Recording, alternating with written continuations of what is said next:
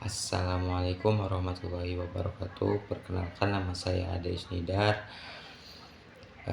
Saya dari semester 3 jurusan HK.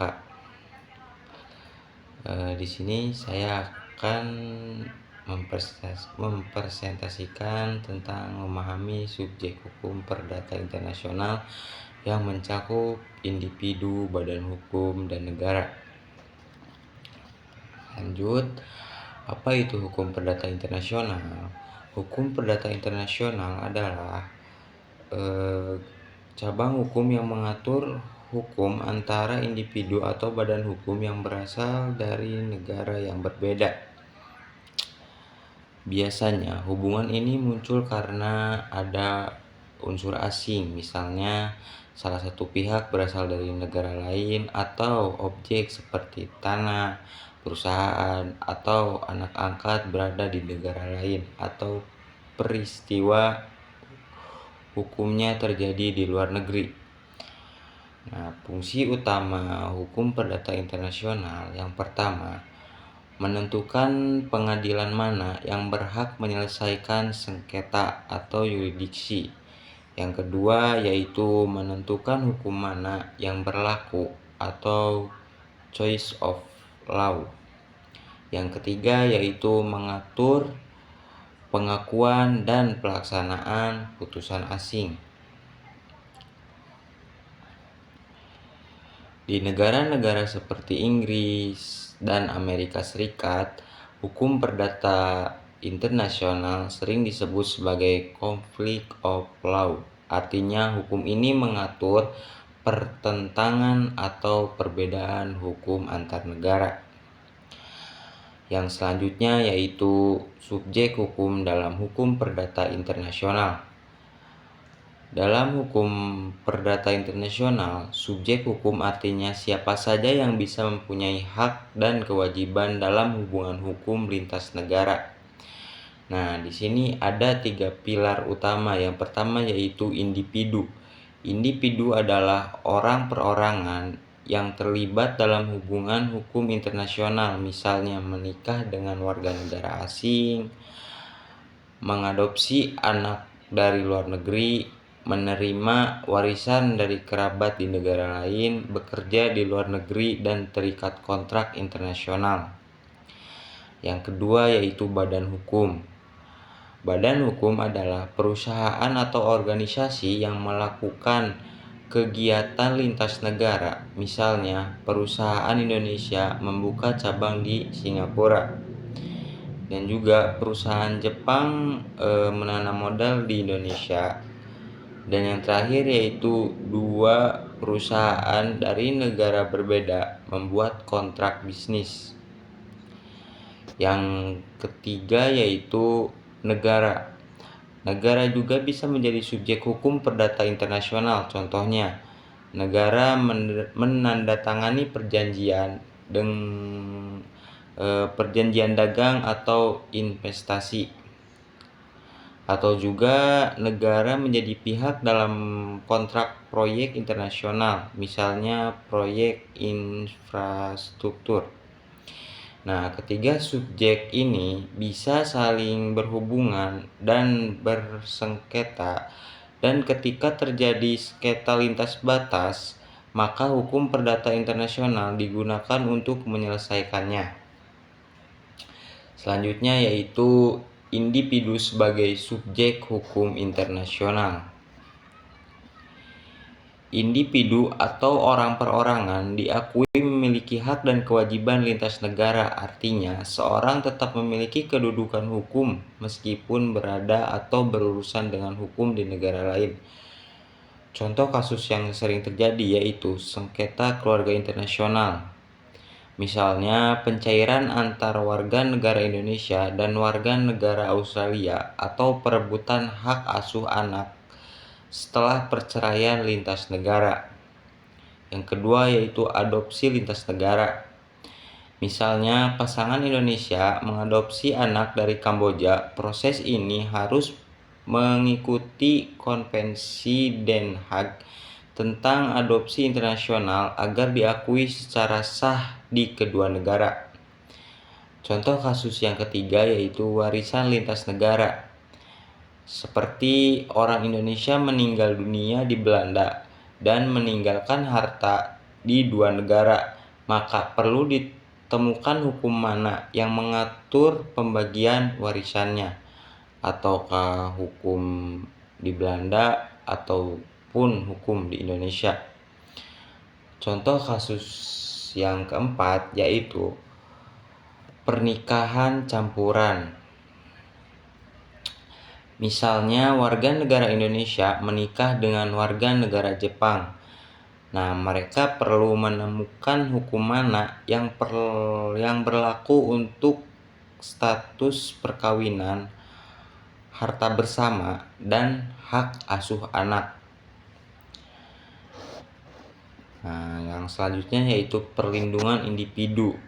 Nah, individu ini dilindungi oleh dua lapisan hukum. Yang pertama yaitu konvensi internasional, dan yang kedua yaitu hukum nasional masing-masing negara seperti Undang-Undang Perkawinan di Indonesia.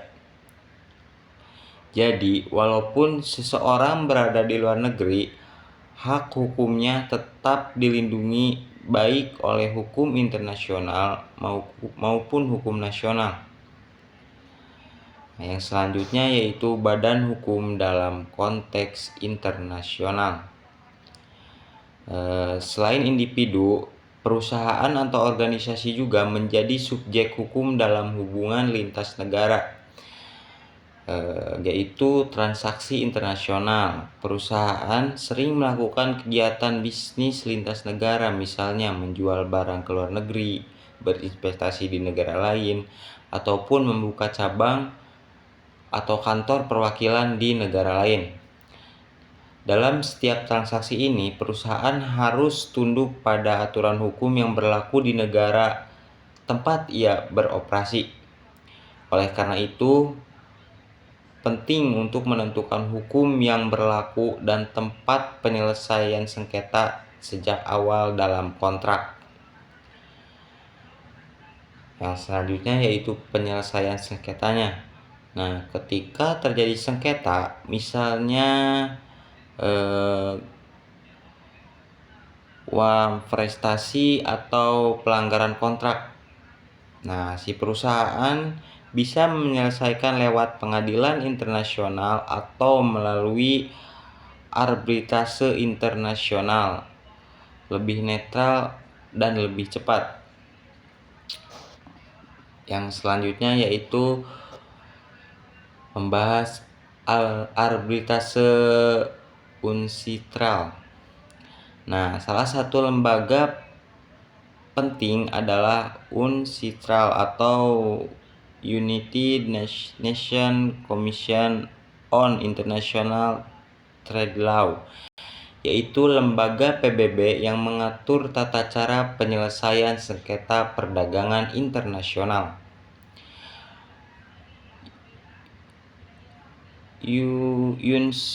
UNCITRAL ini membuat aturan arbitrase internasional yang menjadi pedoman di banyak negara. Contoh, perusahaan Indonesia bersengketa dengan perusahaan Jepang dalam kontrak dagang. Mereka sepakat menyelesaikan masalah arbitrase di Singapura atau SIAC.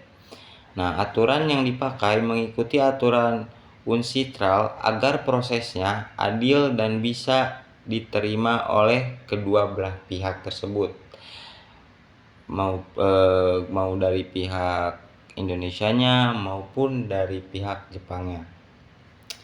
Mungkin dicukupkan sekian dari saya, lebih dan kurangnya mohon dimaafkan. Wabillahi taufiq wal hidayah. Wassalamualaikum warahmatullahi wabarakatuh.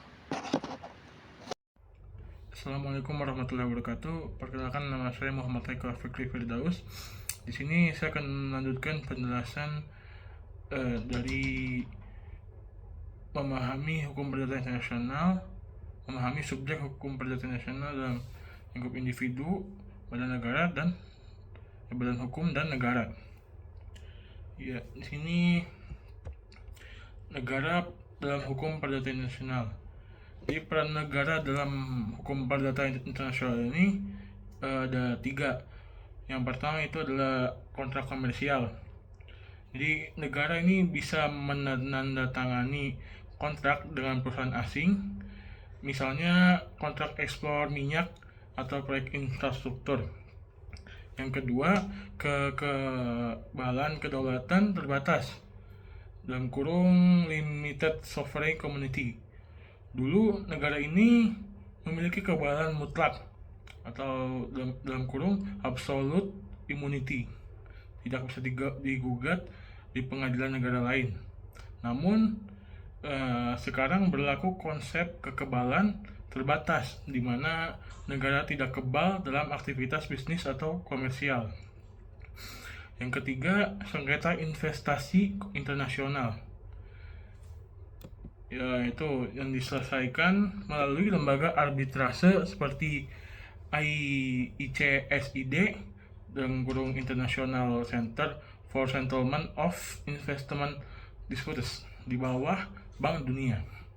Kemudian instrumen internasional penting.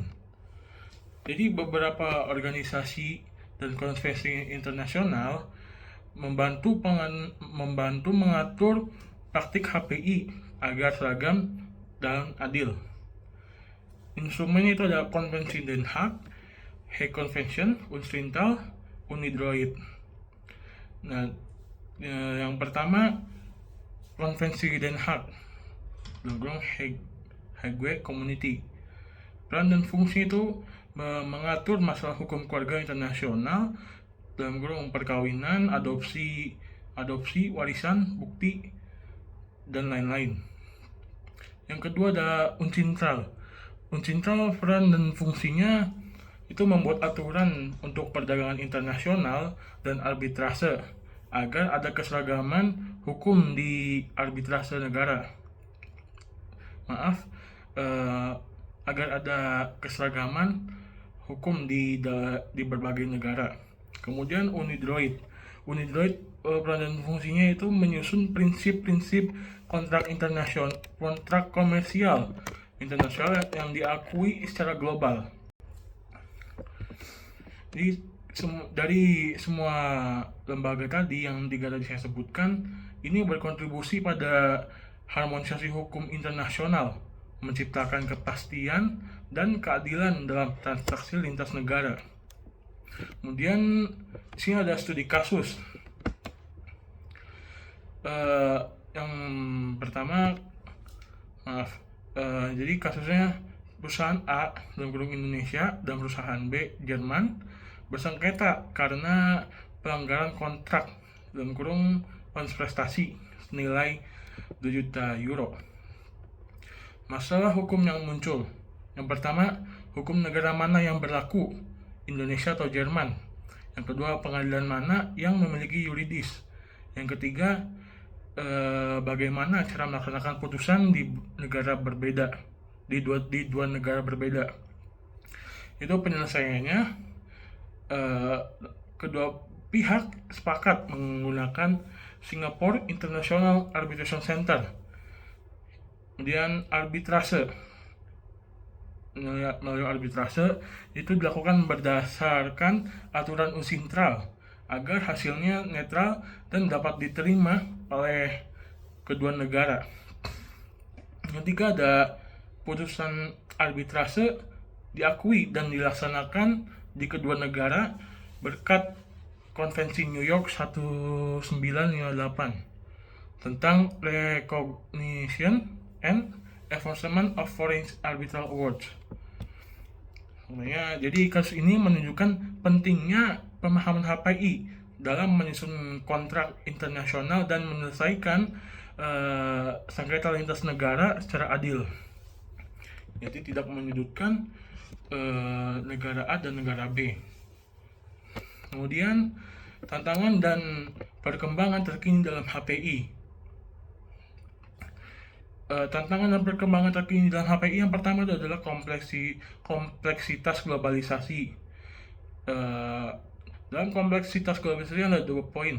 Itu meningkatkan meningkatnya hubungan antar negara menyebabkan tumpang tindih yurisdiksi dan perbedaan sistem hukum. Poin yang kedua, terus praktisi hukum perlu memahami multijurisdiksi dan perbandingan hukum antar negara. Yang kedua, tantangan dan perkembangan terkini dalam HPI itu di era digital dan teknologi. E-commerce lintas negara, perlindungan data pribadi, dan kontrak digital menimbulkan tantangan baru. Yang tadi poin pertama, kemudian poin kedua, blockchain dan transaksi kripto membutuhkan pembaharuan aturan hukum internasional. Yang ketiga, harmonisasi hukum regional dan global. Jadi upaya menyatukan hukum terus dilakukan melalui organisasi seperti ASEAN, Uni Eropa, dan PBB agar harmonisasi hukum regional dan global ini agar tidak pecah belah, agar tetap harmonis. Kemudian tujuannya untuk menciptakan kepastian hukum global yang lebih stabil dan efisien. Jadi kesimpulan dari